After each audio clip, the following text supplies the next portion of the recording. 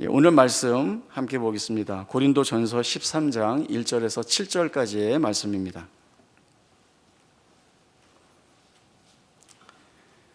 고린도전서 13장 1절에서 7절까지의 말씀 제가 읽겠습니다.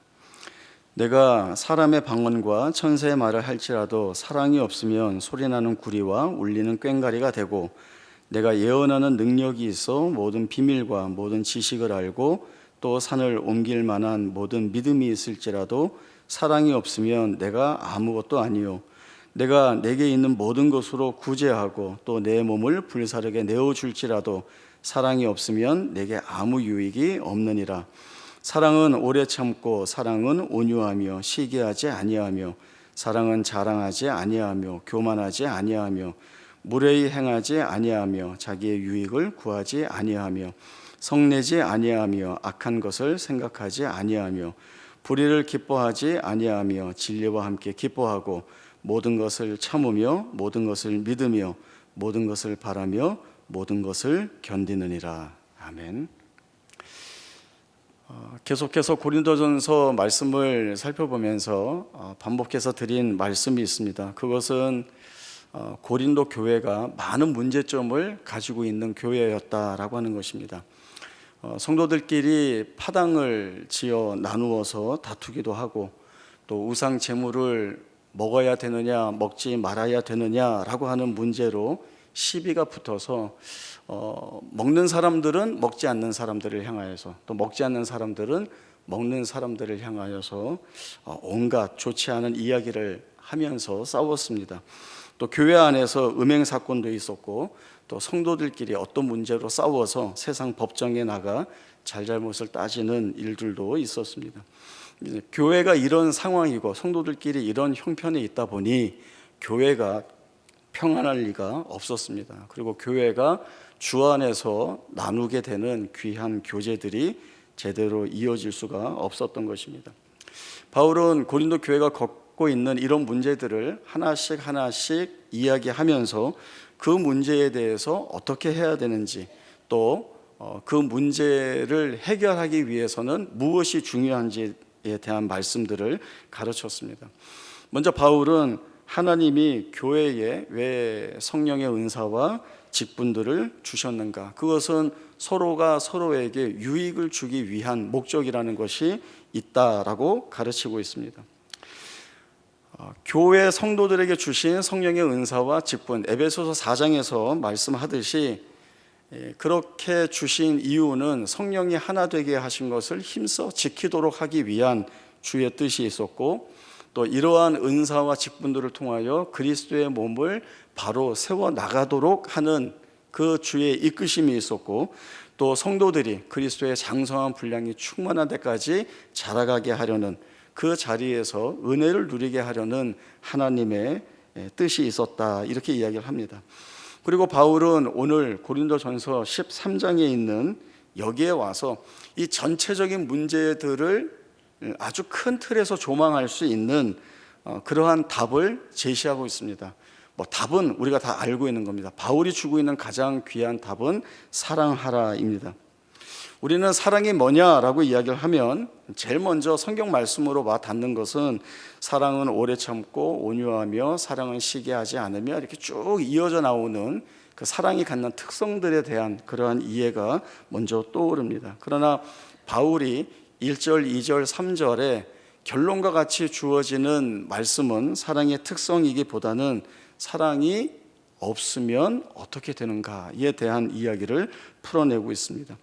1절에 보면 내가 사람의 방언과 천사의 말을 할지라도 사랑이 없으면 소리나는 구리와 울리는 꽹과리가 되고 라고 이야기를 합니다. 고린도 교회는 하나님으로부터 많은 다양한 은사를 받았습니다. 고린도 교회 성도들은 자기가 받은 이 은사를 어떻게 생각을 했는가 하면, 사실은 하나님이 내게 주신 이 은사를 통하여 다른 사람들을 얼마나 유익되게 하는가, 다른 사람들을 향하여서 얼마나 복되게 하는 은사로 사용할 수 있는가에 온 마음을 다해야 합니다. 그러나 이 고린도 교회 성도들이 가지고 있는 자기가 받은 은사에 대한 이해는 다른 사람들이 받은 은사보다는 내 은사가 더 특별하지 않을까? 더 특별함으로 인하여서 다른 사람들의 은사보다는 더 유용하게 쓰일 수 있는 그런 자랑거리가 될 수 있지 않겠는가라고 하는 그런 마음들을 가지고 있었습니다. 그래서 내가 가진 은사가 더 좋아, 더 유익해, 더 유용해, 너보다 내 은사가 더 나아라고 하는 이런 평가하는 일에만 몰두하고 있었습니다. 자기 자랑거리로 가져가게 되니까 하나님이 원래 은사를 주신 목적은 전혀 이루어지지 않았습니다. 한 사람이 받은 은사가 다른 사람을 유익하게 하여 그를 섬기고 높이고 존중하는 그 일에 써야 하는데 상대방은 다 없어지고 자기 자랑만 남아 있었던 것입니다. 그게 다였죠. 바울이 이야기하는 내가 사람의 방언과 천사의 말을 할지라도 여기에서 어디에 그 시선이 끌립니까? 천사의 말이라고 하는 것에 시선이 갑니다. 왜냐하면 방언도 여러 종류의 방언이 있는데 그 중에 천사가 하는 말, 천사가 하는 방언, 이것은 그 어떤 방언의 은사보다도 특별하다, 자랑거리다라고 하는 그러한 마음을 가지고 있었다는 것이죠. 그러나 바울은 아무리 천사의 말과 같은 방언을 가지고 있다 할지라도 사랑이 없으면 소리나는 구리와 울리는 꽹과리와 같다, 이렇게 이야기를 합니다. 꽹과리는 잘 아실 테고 소리나는 구리는 뭐냐라고 할 때 그 이방 신전에서 이방 신들에게 제사를 드릴 때 막 시끄럽게 두들기는 이제 약간 세숫대와 비슷한 금속 타악기가 있습니다. 이걸 두드리면 정말 큰 소리가 나면서 이렇게 흥을 돋구고 다음에 사람들의 관심을 모으는, 그렇게 시선을 끌게 하는 악기입니다. 그런데 시끄러운 것밖에 없는 거죠. 소음과 같이 시끄러운 소리만 나게 되는 겁니다. 바울은 너희가 아무리 사람의 방언과 천사의 말을 한다 할지라도 거기에 사랑이 담겨지지 않으면, 사랑이 없으면 아무 의미 없는 시끄러운 소음에 불과하다, 아무 의미가 없다, 이렇게 이야기를 하고 있습니다. 그 엄마들이 아이들에게 공부 열심히 해, 이제 이런 이야기하죠. 오늘 그 비전 트립 영상을 트니까 우리 중등부 친구들 이렇게 곳곳에 나와 있는데 엄마들이 공부하라는 얘기를 많이 하죠. 근데 이 엄마들이 어떻게 얘기를 하는가 하면 좀 쌀쌀하게 얘기해요. 공부 열심히 해.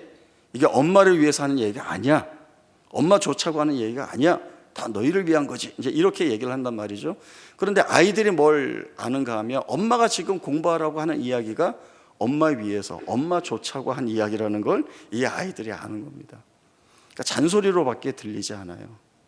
엄마가 정말 나를 생각해서 공부 열심히 해, 이런 식으로 얘기한다고 생각하지 않습니다. 그러면 어떻게 해야 되는가 하면 먼저 톤을 바꿔야 돼요. 그러니까 말도 부드럽게 해요. 그리고 그 아이의 지금 열심히 공부하느라고 힘든 거를 이해를 해줘야 되는 거죠. 공부하는 거 힘들지. 엄마도 학생일 때 해봤는데 정말 힘들었어. 너 수고한다, 애쓴다. 엄마 나가 있을게. 옆에 서 있지 말고요. 엄마 나가 있을게. 너가 알아서 공부해. 뭐가 아이들을 공부시키는가, 아니면 뭐가 아이들의 마음을 움직이게 하는가라고 하면 사랑이 일을 하도록 만들어야 되는 거예요. 사랑이 일을 하도록. 거기에 어떤 내 이익이나 내 이기심이나 아니면 내 소원이나 내 원함이나 내 갈망으로서가 아니라 내가 이 존재에 대한 사랑에 대한 내용을 가지고 그 사랑이 일을 하도록 만들어야 되는 겁니다. 다음에 2절에 보시면 내가 예언하는 능력이 있어서 모든 비밀과 모든 지식을 알고 또 산을 옮길 만한 모든 믿음이 있을지라도 사랑이 없으면 내가 아무것도 아니라고 합니다. 예언하는 능력, 모든 비밀과 지식을 다 안답니다. 그리고 그냥 믿음도 아니고 산을 옮길 만한 믿음이라고 이야기를 하고 있습니다. 보통 은사가 아닌 거죠. 아무에게나 허락되지 않는, 누구에게나 주어지지 않을 그런 은사입니다. 그런데 그런 은사를 하나님으로부터 받았는데도 그 은사 행함에 있어서 사랑이 없으면 아무것도 아니라고 얘기를 합니다. 아무것도 아니라고 하는 것에는 얼마나 화가 납니까? 나는 최고를 가졌는데, 나는 무언가를 이룰 수 있는 실력이나 능력을 가졌는데, 남들과 비교되지 않을 정말 좋은 걸 가졌는데 너 아무것도 할 수 없어. 그러면 얼마나 자존감이 떨어지고 얼마나 무능하다는 생각이 있겠습니까? 정말 아무것도 할 수 없다는 것은 뭘 기대할 것도 없고 이루어질 수 있는 것이 없다는 것이죠. 사랑이 없다는 것이 바로 이런 결과로 이어집니다. 속상하고 아픈 일이죠. 3절 말씀에 보면 내가 내게 있는 모든 것으로 구제하고 또 내 몸을 불사르게 내줄지라도 사랑이 없으면 내게 아무 유익이 없다고 말씀합니다. 내게 있는 모든 것으로 구제하고 내게 있는 모든 것으로 구제하는 사람은 세상에서는 온갖 칭송을 다 받을 사람입니다. 사람을 움켜쥐고 자기의 것으로 삼고자 하는 그런 본능이나 욕심, 탐욕이 많은데 내게 있는 모든 것을 다 내어줍니다. 얼마나 놀랍습니까? 그런데 내 몸을 또 불사르게 내어줄지라도 거기에 사랑이 없으면 아무 유익이 없다고 합니다. 바울은 사랑 없이 행하는 모든 것들이 아무것도 아니고 아무 소용이 없고 아무 유익이 없다라고 이야기를 합니다. 이 같은 사랑에 관한 결론의 말씀을 드리고 그리고 이제 사랑을 구체적으로 실천할 수 있는 내용에 대한 것, 그것이 바로 사랑은 오래 참고 온유하며 사랑은 시기하지 않으며 그 이후에 사랑의 특성들에 대한 모든 말씀들이 흘러가고 있습니다. 구체적인 특성, 사랑이 가지고 있는 그것은 드러내야 하는 것입니다. 드러내야 하는 겁니다. 말로만, 마음으로만 사랑하는 것이 아니라 구체적으로 드러내어서 그 사랑이 실천되어지는 자리, 조건, 환경, 상황, 그 일에 나 자신을 세우고 그 사랑이 요청하는 일을 온 마음을 다하여 해야 된다라고 하는 것입니다. 여기에서 주목할 것은 사랑이 가진 특성입니다. 사랑이 가진 특성은 지식이나 또 자기 삶에서 어떤 이성으로 드러난 것이 아니라 실천적인 그리고 자기 삶에서 정말 구체적으로 드러나는 실제적인 것이어야 된다라고 하는 것입니다. 사도 요한은 요한일서 3장에서 자녀들아 우리가 말과 혀로만 사랑하지 말자, 행함과 진실함으로 하자라고 하는 사랑에 관한 메시지를 전하고 있습니다. 사랑은 실천되어야 합니다. 사랑은 아주 실제적으로 드러나야 합니다. 그 아내들의 최고의 불만이 무엇인가 하면 남편이 사랑한다는 이야기를 안 한다는 거죠. 저희 집 얘기는 아닙니다. 그래서 남편들에게 아내들이 이 사랑 표현 안 하는 거에 대해서 불만이 많아요 라고 이야기를 하면 거의 대부분 남편들은 뭐라고 얘기를 하는가 하면 사랑 안 하는 게 아니고 사랑을 내가 하고 있는데 이걸 뭘 말로 하느냐, 이제 이렇게 이야기를 하죠. 이 간극이 좁혀지지 않습니다. 그러나 우리 모두가 알아야 될 것이 있습니다. 그게 뭔가 하면 아프면 아프다고 말을 해야 상대가 아프다는 것을 알 수 있습니다. 힘들면 힘들다고 얘기를 해야 상대가 힘들다는 것을 알 수가 있습니다.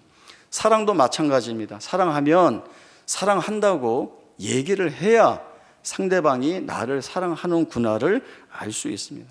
아무리 명분이 좋고 이유가 있고 근거가 있어도 사랑이 없으면 아무것도 안 되는 것입니다. 그러면 이 사랑을 어떻게 해야 되는가? 사람이 하는 사랑이 아니라 우리는 하나님이 하는 사랑을 해야 합니다. 우리가 어떻게 하나님이 하는 사랑을 해요? 할 수 있습니다. 왜냐하면 하나님이 내가 하는 사랑을 너희도 하라라고 하는 명령을 주셨기 때문에 그 명령을 주셨다는 것은 우리가 하나님을 닮아 하나님의 사랑을 우리 안에서 구체적으로 실현시킬 수 있다라고 하는 것이 우리에게 주어진 아주 큰 은혜입니다. 베드로가 예수님께 묻습니다. 형제가 내게 죄를 범하면 몇 번까지 용서해 주어야 합니까? 7번이면 됩니까? 이렇게 묻거든요. 유대인들에게 있어서 최고로 용서해 줄 수 있는 그 최상의 횟수는 3번입니다. 처음 잘못했을 때 용서해줘요. 두 번째 용서해줘요. 세 번째 용서해줬어요. 그런데 또 했어요. 그러면 이때부터는 용서 안 해주는 사람의 책임이 아니라 4번째 넘어가는 그 사람이 책임을 져야 되는 겁니다. 그러니까 내가 할 일 다 한 거예요. 그런데 베드로가 3번이 아니라 7번이라고 했습니다. 유대인에게는 없는 개념이에요. 뭘 얘기하려고 하는 거죠? 내가 이만큼 우리에게 없는, 우리가 할 수 없는 이만큼의 용서를 하면 됩니까? 사실은 자랑하고 있는 거죠. 그런데 이런 베드로를 향하여 예수님이 뭐라고 말씀하시는가 하면 7번을 70번씩이라도 해라. 끝없이 용서하라는 말씀을 예수님이 이 베드로에게 주고 있습니다. 이것이 사랑이라고 하는 거죠. 누군가에게 화가 나고 누군가에게 이 분노하고 싶은 이것들을 한 번 참고는 내가 사랑했어 이렇게 하고 그냥 지나가는 것이 아니라 끝없이 이어지는, 그리고 그 끝없이 이어지는 그 한계를 마태복음 5장 상상수훈에서 예수님은 이렇게 말씀을 주셨습니다. 말씀 함께 찾아보겠습니다. 마태복음 5장 43절에서 48절까지의 말씀입니다. 마태복음 5장 43절에서 48절까지의 말씀, 저희 한 절씩 말씀 교독해 보도록 하겠습니다. 43절부터 봅니다. 또 내 이웃을 사랑하고 내 원수를 미워하라 하였다는 것을 너희가 들었으나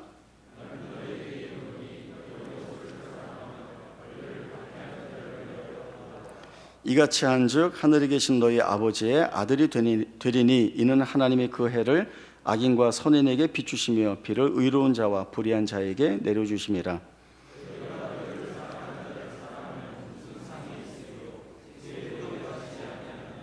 또 너희가 너희 형제에게만 무난하면 남보다 더하는 것이 무엇이냐? 이방인들도 이같이 아니하느냐?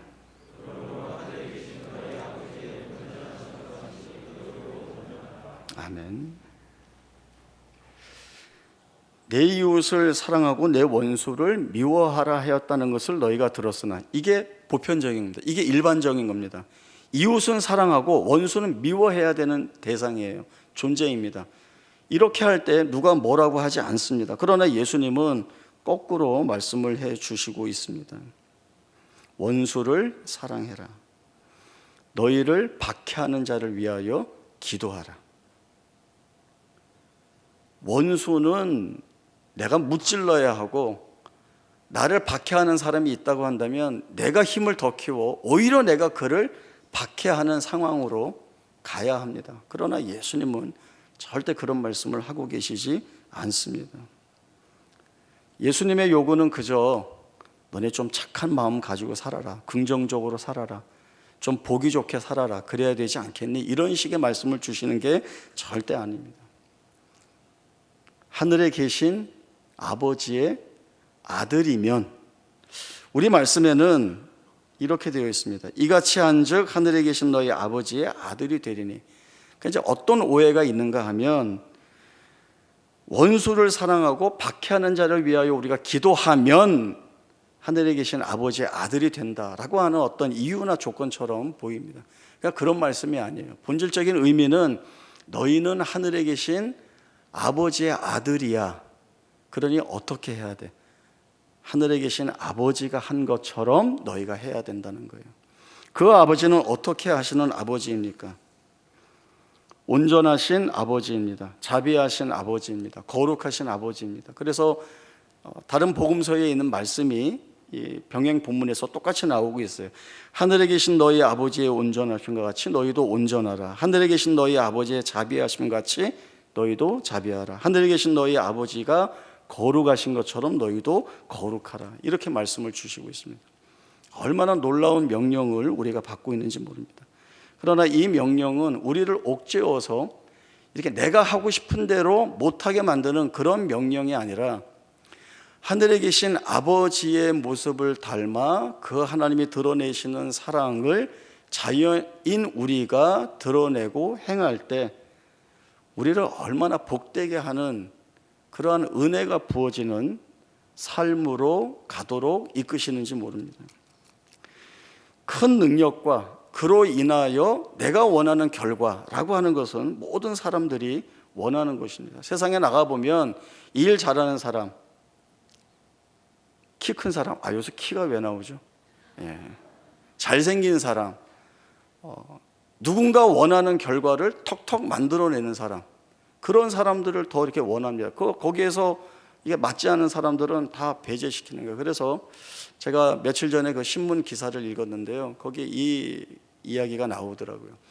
예전에는 회사에서 사원을 뽑을 때 능력 위주의 사원을 뽑았다고 한다면 지금은 달라졌답니다.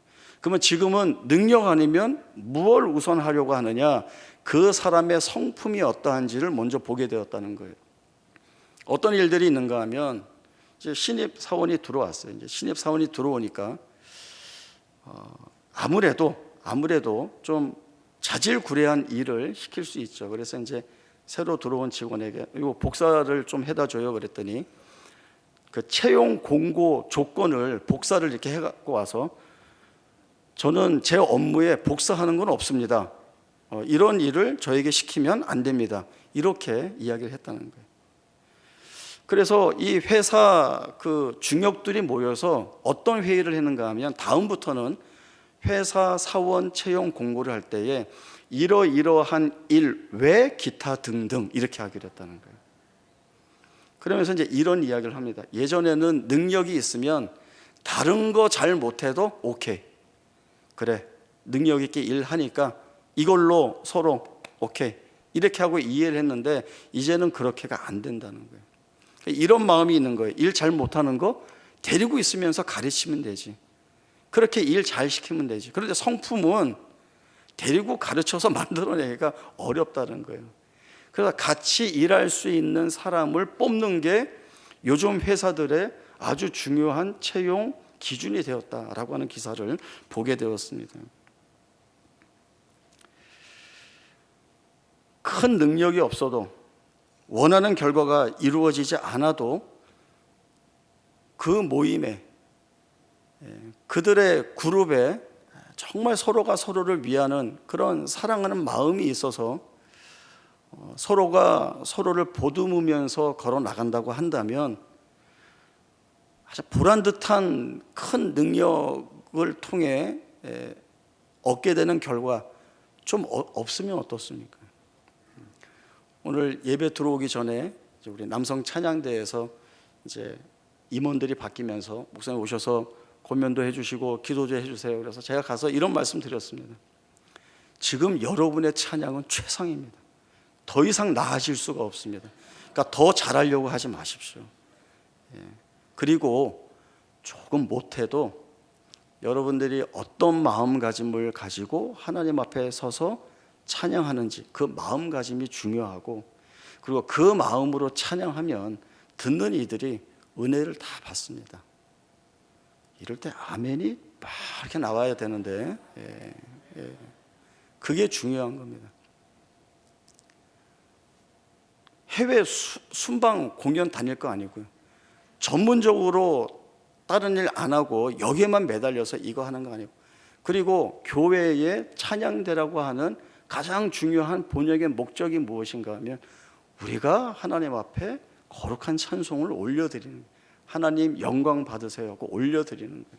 그러니까 하나님이 그 두 번째 마디 너네 불협화음 틀렸어, 그렇게 얘기하실까요? 아까 그 얘기도 드렸어요. 어린 손주가 음정이 틀리고 노래를 잘 못 부르는데 할아버지는 어떻게 보겠어요? 조숨이 저리 가라죠. 세상에 그 어떤 새보다도 아름다운 노래소리가 지금 손주의 입을 통해서 나오고 있는 걸로 들리는 거예요. 너 잘한다, 아주 잘 부르는구나. 사랑이란 그런 겁니다. 교회가 성령이 하나 되게 하신 것을 지키고 우리가 하나님으로부터 받은 은사와 또 직분들을 통하여서 서로가 서로에게 무엇을 하려는가, 유익되게 하려는 것, 이게 하나님이 우리에게 주신 선물입니다. 내가 너에게 아주 좋은 풍성한 다양한 은사를 주었어. 내가 너희가 마음껏 일할 수 있는 직분을 주었어. 너희가 예수가 머리로 된 교회 안에 부름받고 한 몸을 이루어 가기 위한 그 자리에, 이 복된 자리에 부름을 받아 있어. 모든 조건들은 다 되어 있는 겁니다.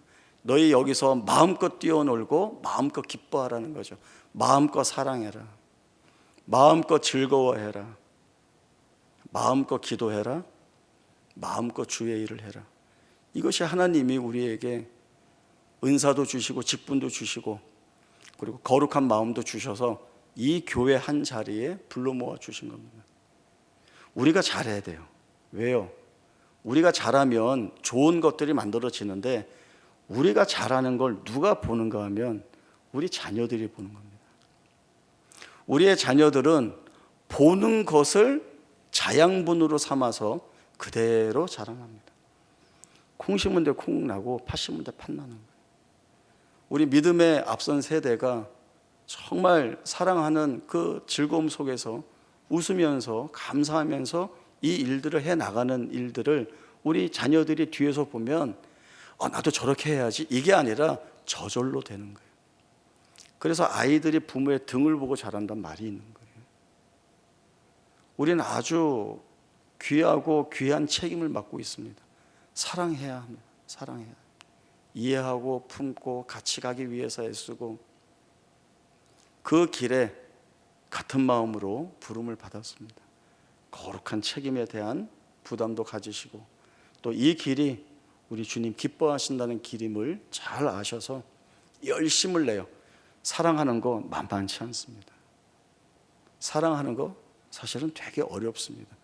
그러나 주님이 가게 하시고 가면 얻을 것이 있다 하시니 그 약속의 말씀 붙들고 우리가 함께 잘 걸어 나가길 바랍니다. 기도하겠습니다. 하나님 아버지, 은혜를 감사합니다.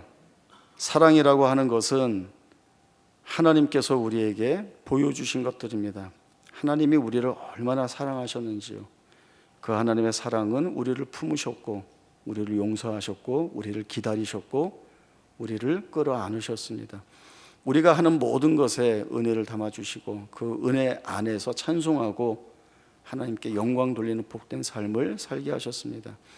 우리에게 명령하신 사랑하는 그 말씀을 붙들고 하나님이 한 몸으로 묶어주신 거룩한 자들과 함께 사랑의 길을 걸어가기로 했습니다.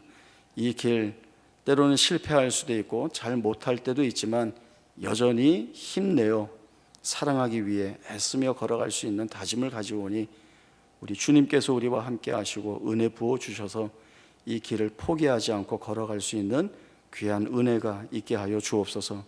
거룩하신 예수님의 이름으로 기도하옵나이다. 아멘.